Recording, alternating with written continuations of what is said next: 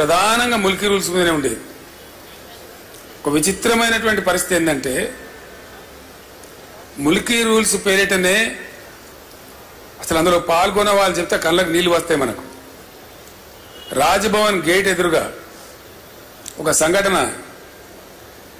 వాళ్ళు బుల్లెట్లు కొడతా ఉంటే వీళ్ళు రాళ్ళు కొడతా ఉన్నారు, చచ్చిపోతున్నారు. ఇంద్రవల్లిలో గిరిజనులు ఏ విధంగా కొట్లాడినరో, పోలీసు తూటా వస్తా ఉంటే మరో ఒక 10 మంది ఉరుకుతా ఉన్నారు. తూటాకు ఎదురుగా తూటా వస్తుంది, నేను చస్తా అని తెలిసి కూడా. అంత ఆవేశపూరితంగా ఉద్యమం జరిగింది. చచ్చిపోయినారు, 8-9 మంది చచ్చిపోయినారు ఆ రైలు పట్టాల మీద పడి, రాజ్భవన్ ఎదురుగానే. అంత బాగా జరిగింది. సరే, ఉద్యమం సమసిపోయింది, తెలంగాణ రాలేదు. ఉద్యమ సందర్భంలో కొత్త పొటమరింపు. ఉద్యమం అయిపోయిన తర్వాత పివి నరసింహారావు గారిని ముఖ్యమంత్రి పెట్టినారు. పివి నరసింహారావు గారు ముఖ్యమంత్రిగా ఉన్నారు.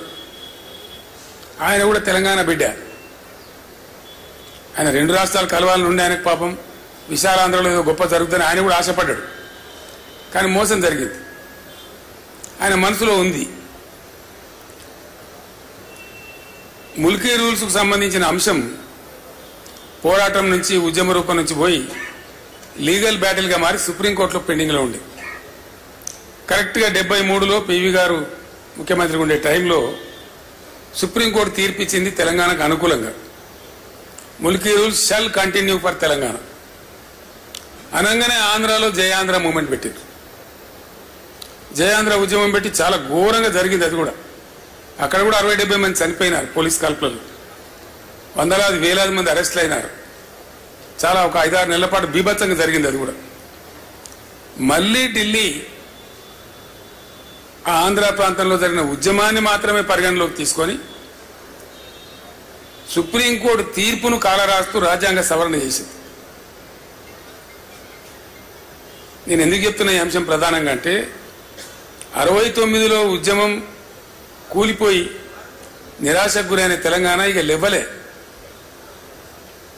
ఏ ముల్కీ రూల్స్ కోసమైతే రాజ్భవన్ గేట్ కాడ 8-9 మంది విద్యార్థులు చచ్చిపోయే పరిస్థితి వచ్చిందో, అంత ఆవేశపూరితంగా జరిగిందో, ఒక్క విద్యార్థి కాలేజీ లేడండి, యూనివర్సిటీ లేడు. నేను చిన్న పిల్లవాడిని 9వ తరగతిలో ఉన్నప్పుడు సిద్దిపేటలో బై ఎలక్షన్ వస్తే అప్పటి టీపీఎస్ అధ్యక్షుడు మదన్ మోహన్ గారు అక్కడ పోటీకి వచ్చారు. డాక్టర్ చెన్నారెడ్డి గారు తదితరులతో వచ్చి మా ఇంట్లోనే క్యాంప్ ఉన్నారు వాళ్ళు. మేమంతా వాళ్ళకు భోజనాలు పెట్టేది. పెద్దలు వస్తే మన ఇళ్లలో జనరల్గా ఇంటి వాళ్ళతోనే వడ్డిస్తాం కదా, అట్లా వడ్డించండి. నా చేయితోనే వడ్డించండి. నేను చెన్నారెడ్డి గారికి, రాజారాం గారికి, రాజమల్లు గారికి, అంజయ్య గారికి, ఆనాటి చెన్నారెడ్డి గారి ఉద్యమ సహచరులు ఎందరైతే ఉండరో నేను వడ్డించిన వాళ్ళందరికీ. అట్లా జరిగింది. ఆ టైంలో ఉప ఎన్నికలు కూడా గెలిచినారు. ఇక్కడ నారం జనార్దన్ రావు గారు గెలిచినారు, సిద్దిపేటలో మదన్ మోహన్ గారు గెలిచినారు, చెన్నారెడ్డి గారి నాయకత్వంలో 14-11 ఎంపీలు గెలిచినారు. అయినా కూడా ఆనాడు ఉన్నటువంటి ఇందిరాగాంధీ కనికరించలేదు.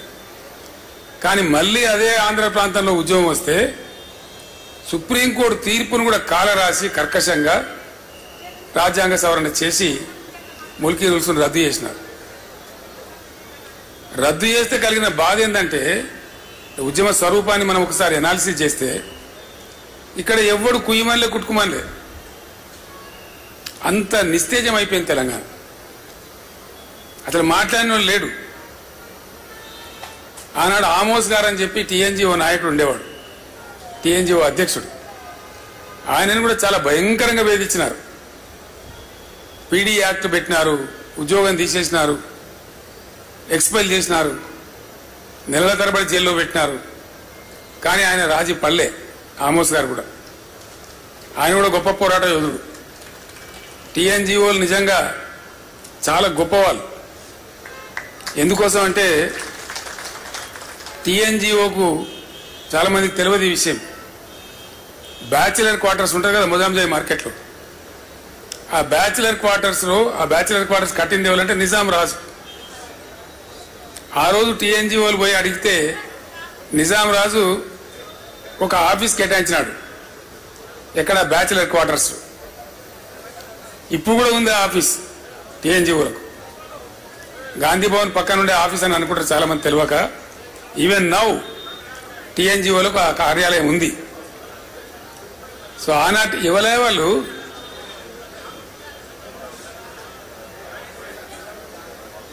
వాళ్ళకి సబ్జెక్ట్ పట్టలేని వాళ్ళు మనం పంపిస్తే మంచి దానికి. ఆ టీఎన్జిఓ కార్యాలయం ఇప్పుడు కూడా ఉంది. తమాష ఏంటంటే ఆంధ్రప్రదేశ్ ఏర్పడి 58 సంవత్సరాలు ఆంధ్రప్రదేశ్గా కొనసాగినా టీఎన్జిఓలు మాత్రం వాళ్ళ ట్యాగ్ తీసేసుకోలేదు. ఎంతమంది ముఖ్యమంత్రులు గివ్ ఏ బిగ్ హ్యాండ్. ఎంతమంది ముఖ్యమంత్రులు ఉన్నారు కదా, స్వామిగౌడ్ గారా వారు టీఎన్జిఓ అధ్యక్షులుగా పనిచేసిన ఉద్యమంలో ఉరువు తొలగించారు. దేవి ప్రసాద్ గారు ఉన్నారు. వాళ్ళు ఎన్నడూ కూడా ఆ టీఎన్జిఓ ట్యాగ్ తీసేయలేదు. ఒకటే స్టేట్ కదనా, ఎందుకయ్యా మళ్ళీ తెలంగాణ పేరు మీద ఉద్యోగ సంఘం అంటే మేము తెలంగాణ ఉద్యోగ సంఘం అయినా ఉంటాం, మంచి అయినా సరే చెడ్డ అయినా సరే అని ఉన్నటువంటి ఒక గొప్ప సంఘం టీఎన్జిఓ సంఘం. కొద్దిమంది అంటే జయశంకర్ లాంటి వాళ్ళు, టీఎన్జిఓ లాంటి వాళ్ళు అక్కడోళ్ళు తమ పట్టు మీద ఉన్నారు. మనసులో ఉన్న భావాన్ని అట్లా పెట్టుకొని ఉన్నారు. దిక్కుమొక్కు లేకపోయినా ఉన్నారు. ఇట్లా ఉండే తెలంగాణ. నేను జయశంకర్ గారిని అడిగిన, సరే ఉద్యమం ఆరిపోయింది, ఎక్కడో లేకుండా అయిపోయిండు,